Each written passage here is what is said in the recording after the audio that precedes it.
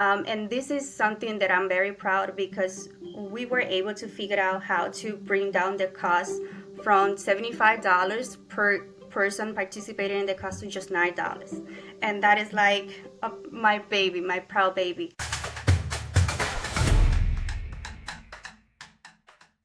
Elbia, welcome to Grow Healthy, Help People, our podcast. How are you doing today? Good. Thank you so much for having me. Yeah, so I'm joining from Tennessee. Where are you joining from this morning? I'm actually joining from New York. New York. Are you in the city, outside of the city? Where are you located? I'm in the city right now. I'm actually in the Bronx. Go Bronx. Bronx. That's great. So the Workforce Vault is the great organization that you run and were a part of founding. Is that correct? So give me a little bit of an intro to what does the Workforce Vault do and where did you guys come from? What caused you to start the organization? What was the beginning days of the organization? Of course. We are a baby organization. We are very new. We just recently got established. But this has been an idea that is being in the making for over 2 years now. We were just a group of friends, working on our own thing. Some of us were working in government, and we were not happy. We are kids of migrants. We were not happy with the decisions that were being taken at the time, and we wanted to do something positive and actually help our community without, all the red tape. And it started as a joke. We were just talking about it, and one thing led to the other, and we actually submit all the paperwork, establish ourselves, and start working. The original idea was very, very broad, so it took us some time to kind of finesse everything that we want to work on, but we landed in a great area that I think is not very much being provided right now for the community, which is civic engagement for seniors. We want to help those senior migrants who have been here legally in the United States for over a decade, but they don't know how to do the process to become citizens. We want them to be real Americans. So that is where we are right now. That's great. So just to clarify, someone can live in the States legally as a migrant, but never become American citizens Yep. just because they don't know the process to do that. Is that right? Yeah, most of the migrants who are over the age of 50, and those who came to this country, later in their life, often stay with their green card, which is their permanent resident card, but they never apply for American citizenship. Most Hmm. of the migrants who are legally in this country right now, like 37%, according to USCIS, have been in this country for over 20 years, and they have not even applied once. It's not that they haven't been able to take the test and pass it, but they haven't even tried. So we want to make it easier. So what are the benefits to someone going from having a green card to a citizen of the US? Like what is the fundamental change when that happens? Of course. So, in legal terms, it gives them a stability, right? They give them the right to actually reside in the United States without having to renew every certain amount of time. They can Yeah. also travel outside of the country and stay for extended periods of time. But beyond that, it allows them to vote, allows them to be part of the community, take the decisions, Yeah. run for some type of office too. Okay. That's great. And so were you born in the US or were you born overseas? So I was born overseas, but I'm one of those kids who parents are American citizens and they get naturalized. So I was fortunate enough to be an American citizen before I even put a foot in the United States. That's great. Um, that's great. And so, you and your friends were talking over dinner and just thinking and dreaming about how can we help people that are immigrants coming to America legally? Do you also have programs for people that are here illegally, or you just are able to serve those that are here legally? So I think that every migrant should receive support, but right now there is a lot of programs supporting migrants who don't have legal status. Yeah. This area where we have decided to focus is that area that should get more funding from government, from the community support, but it's just there because it seems like they don't need the help. So Yeah. right now Because we they've are. got a green card, so they don't need Exactly. anything. It's like they're good. That's what the community feels like. But in reality, I think that this is one of those things that should be established as a means for someone who when they move to the United States. So that's our ultimate dream, is for this program to become something that migrants need. So everyone has to take this citizenship test. Once you are in the United States, you have a green card, you want to be an American citizen, you have to take this test. It's not only seniors. But it's up to you to do your due diligence and study, apply, and do all the paperwork. So we want people to actually know from the get go and be ready. Yeah. Tell me more about your programs that you're running. So are you doing like one-on-one giving legal guidance, or is it more like broader knowledge about the process? So, like I said, when we were dreaming about this, we had all these great ideas of how we wanted to help the community. There's a lot that is involved in the legal nuance of migration. So, legal advice is very delicate. We are not able to provide it because we don't have a Yeah. lawyering staff Yeah. and enough staff to be able to actually assist. Um, the way that we want to run this program, the way that we have been building it up, is that we are building capacity for other nonprofits to be able to run this program like it's their own, but with minimum budget. So they don't have to say, well, we need a grant or we need a big donation to be able to assist people. So we're doing all the hard work for free, so others can provide it for free as well. That's great. And so there's a couple different models you could have. You could have had the one-to-one consulting, giving some guidance, not legal guidance, but just, hey, here's what you can do. Then you can have the one-to-many, which would be you guys are training everybody that you can interact with. What I like about what you're doing is you're saying, no, let's take our model and launch it at very low cost or no cost in other nonprofits so they can reach their all of their constituents, everybody in their area. So you can go one to organizations, which would be, you guys could have a huge impact quickly. So tell me about the programs and what they look like and how they actually work. So our main program that we are actually setting up right now to be able to start running is the citizenship class for seniors. And this is something that I'm very proud of because we were able to figure out how to bring down the cost from $75 per person participating in the cost to just $9. And that is like my baby, my proud baby.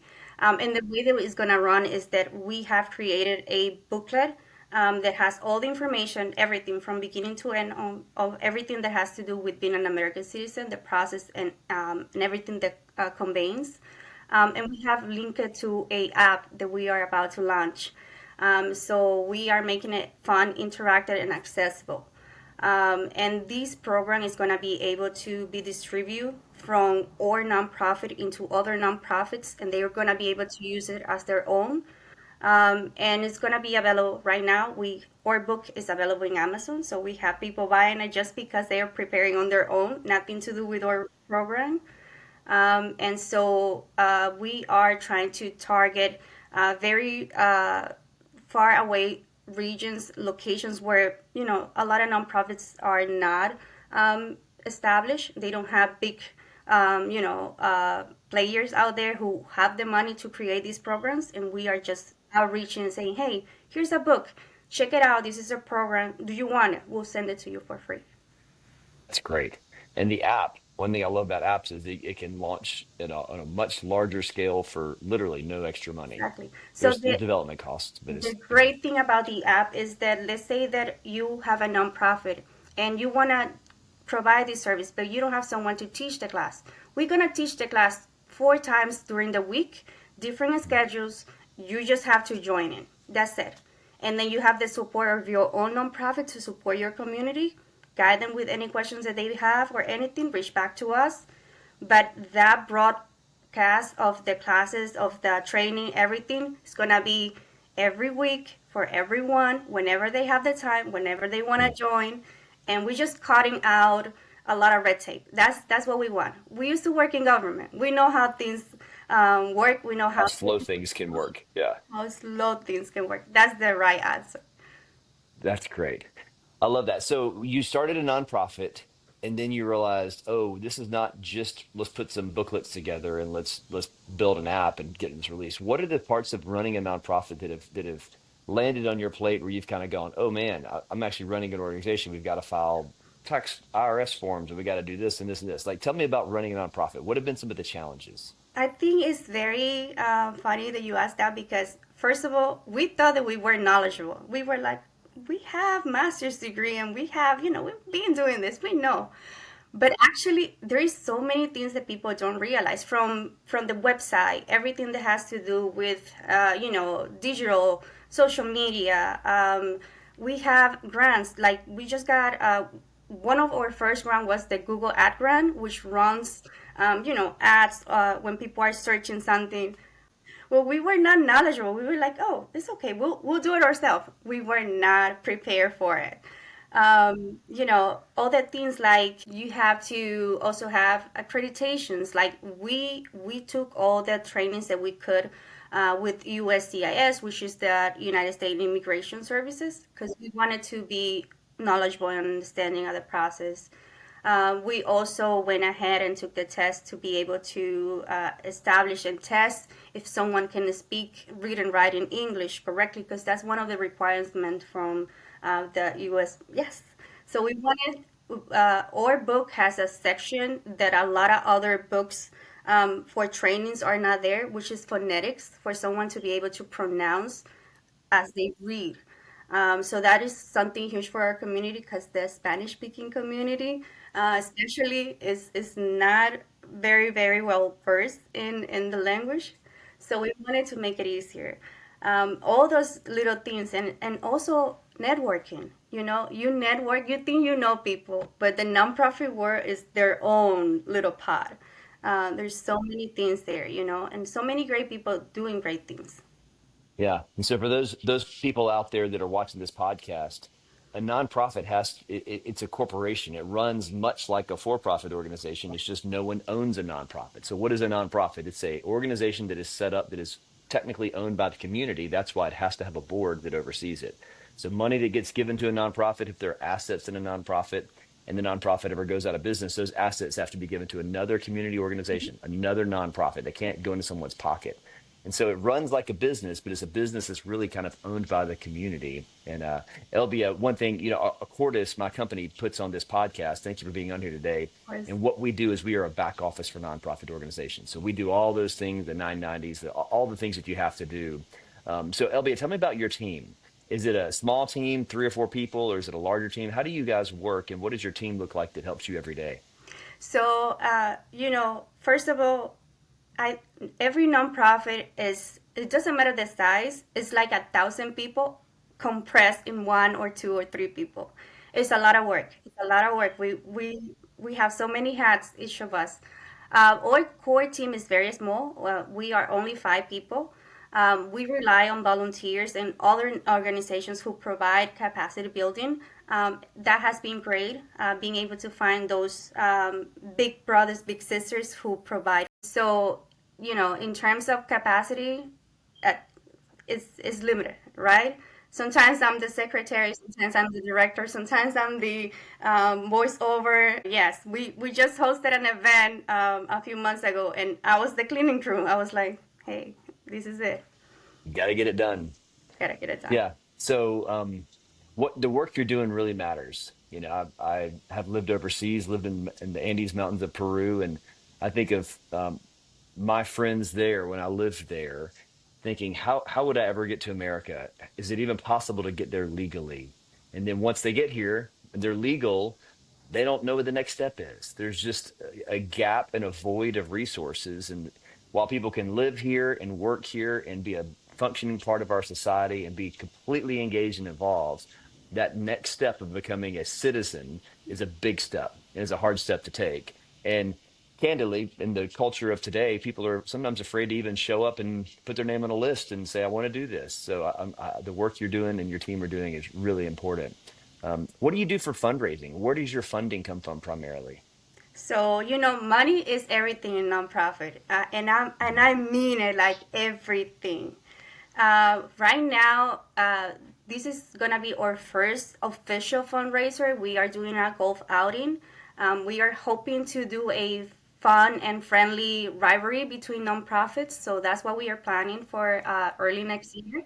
So we wanna, get together with other nonprofits. do something that is not typically or cup of tea, let's say it, because migrants are not very big in golf. But it's fun. It's something nice. You can still have fun doing it, right? Look, I mean, when we were planning it, a lot of the team said, "Hey, let's just do a soccer game." I'm like, I don't know how to play soccer. Like, please. That's great. But yeah, fundraisers are one of those things that it really seems simple, but it's not. It takes a lot of planning. It takes a lot of Yeah. coordination. It takes a lot of support for the right people. So yeah, it's very It's a lot huge. of work. Fundraising is not easy. So the funding you have right now, you just kind of scrap together whatever money you and the board can to get it going. And then this fundraiser is going to help out putting some more money in the pockets. Do you have any, not money in the pocket, but money in the account? Do you have any grants that you have coming in? Have you applied for grants? We did. That's the good thing about being knowledgeable from the other side. We were ready and prepared. As soon as we got that, we were like, yeah, we are applying for everything and anything that we see out there and wait because people don't realize, but grants run on their own schedule.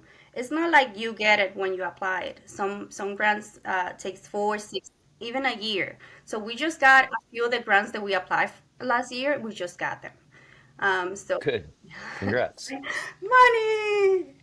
That's So a big deal. I know. So Well, yeah, Elvia, thank you for taking time to be on the podcast this morning. Accordis, our company, puts this podcast on because your story matters. Other people that are getting into or thinking about the nonprofit space, there's a lot of fear. There's a lot of, I don't know how to do this. And people like you just jump in and just say, we're going for it. We'll figure it out when we get there. And, as you and others that are listening to this podcast hear these stories, if you have the office work is what scares you, then Accordis, our company, really helps with that in a lot of ways. So Elbia, thanks for the work you do, and thank you for serving the people you serve. And I'm glad to be in this conversation with you, and hope you have a great day. thank you so much for having me.